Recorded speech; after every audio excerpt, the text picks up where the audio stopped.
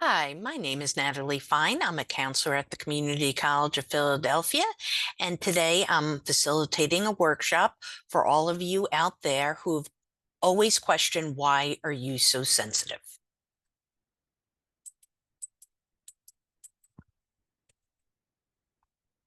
Have you ever been told you worry too much? You need to relax? Relax while yelling?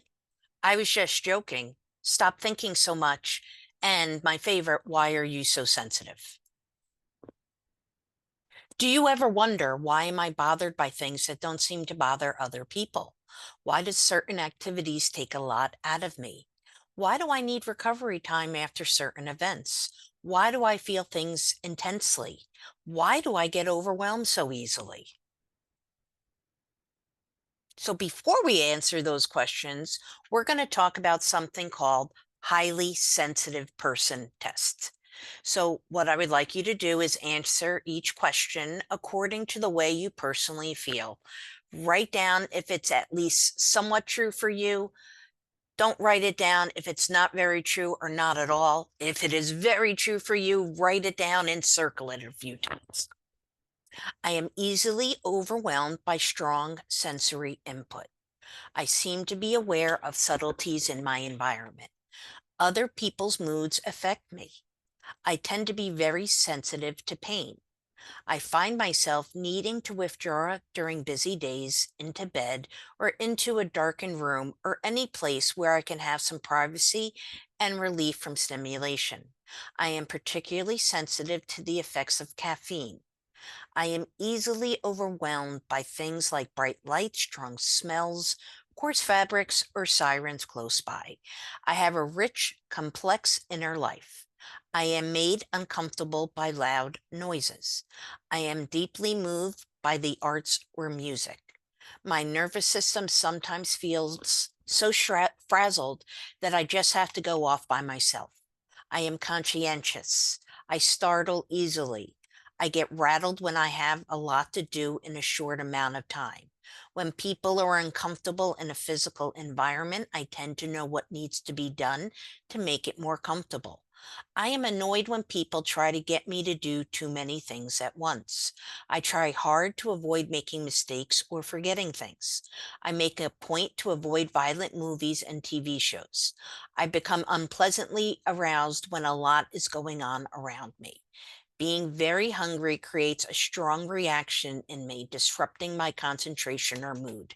Changes in my life shake me up. I notice and enjoy delicate or fine scents, tastes, sounds, or work of art. I find it unpleasant to have a lot going on at once. I make it a high priority to arrange my life to avoid upsetting or overwhelming situations. I am bothered by intense stimuli like loud noises or chaotic scenes. When I must compete or be observed while performing a task, I become so nervous or shaky that I do much worse than I would otherwise. In my case, I freeze up. When I was a child, my parents or teachers seemed to see me as sensitive or shy. Now, this test is super easy to score. If you answered more than 14 of the questions as true of yourself, you are probably highly sensitive. No psychological test is so accurate that an individual should base his or her life on it. If fewer questions are true of you, but extremely true, that might also justify calling you highly sensitive. Also, although there are as many men as women who are highly sensitive, when taking the test, highly sensitive men answer slightly fewer items as true than do highly sensitive women. Now, Elaine Aron is the person behind the concept of the highly sensitive person. Now, you'll be happy to know your trait is normal. It is found in 15 to 20% of the population. Too many to be a disorder, but not enough to be well understood by the majority of those around you. It is innate, it is part of your personality.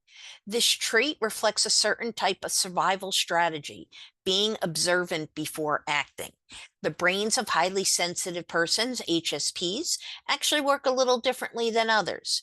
You are more aware than others of subtleties. This is mainly because your brain processes information and reflects on it more deeply. You are also more easily overwhelmed, which makes sense if you are taking in information more intensely and processing it more intensely and perceiving it more intensely. It's easy to understand why you would get overwhelmed. If you notice everything, you are naturally going to be overstimulated when things are too complex, intense, chaotic, or novel for a long time. This trait is not a new discovery, but it's been misunderstood because HSPs prefer to look before entering new situations. They are also often called shy, but shyness is learned. It's not innate. It's not the same as introversion. In fact, 30% of HSPs are extroverts, although the trait is often mislabeled as introversion. It has also been called inhibitedness, fearfulness, or neuroticism. Some HSPs behave in these ways, but it is not innate to do so and not the basic trait. Sensitivity is valued differently in different cultures. In cultures where it is not valued, HSPs tend to have low self-esteem. They are told, don't be so sensitive, so that they start to feel abnormal. Now, it's a combination of genetic and environmental factors, but Elaine Aron suggests that this is an innate personality quality. It's not good or bad, it's who you are. Now, a framework to understand HSPs goes by DOES. Its depth of processing is more intense.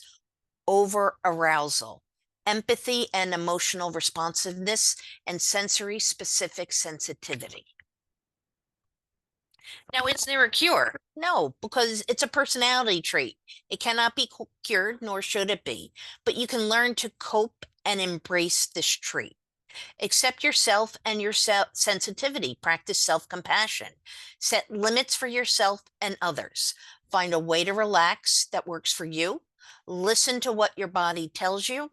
Set aside time to be alone. Surround yourself with supportive relationships. Find outlets for your emotions. Learn and avoid, if possible, your triggers. Focus on the present. Nurture gratefulness and positivity, and focus on what you can control. Now, there's a concept in business management called OCEAN, and it's the basic dimensions of your personality, that these are who you are. You can't really change it, but understanding it is very helpful to have understanding of yourself. So the basic dimensions or continuum of personality are openness, which is creativity, conscientiousness, which is thoughtfulness, extroversion, which is sociability, agreeableness, which is kindness, and neuroticism, which they label moodiness, which I don't necessarily agree with, but consider this, how do we react to stressors in our life? Now, is there a cure under the OCEAN idea? Since it's a personality trait, it cannot be cured, nor should it be, but you can learn to cope and embrace your traits. Change, how do you talk to yourself? This is not a bad thing. This is just part of who I am. I am wired differently. Exercise, have creative outlets, have a healthy diet, practice mindfulness, and use positive language on yourself. This is not a bad thing. This is who I am. This is my superpower. There is a reason why I am needed in society. Don't fight or judge the trait or thought. Accept it and celebrate it. Now, what are the benefits of neuroticism under the OCEAN idea? Neuroticism is how we experience negative emotions in response to stress. There's an evolutionary basis. Group members protect group from danger. So we kept people alive. We kept our group members, our friends, our family alive with our neuroticism or highly sensitive qualities. HSPs tend to be intelligent, humorous, realistic, caretakers, empathetic, better prepared for negative outcomes, protective, competitive. They have a beneficial role in health-related awareness and decision-making. They're very analytical, problem solvers, and successful. There is lots of good to being a highly sensitive person, or the neuroticism side of the ocean model. Now, in summary, there is nothing inherently wrong with you. In fact, you are special. Sensitive people like you and me, we saved humanity. We're also brave to be open to fully feeling our feelings.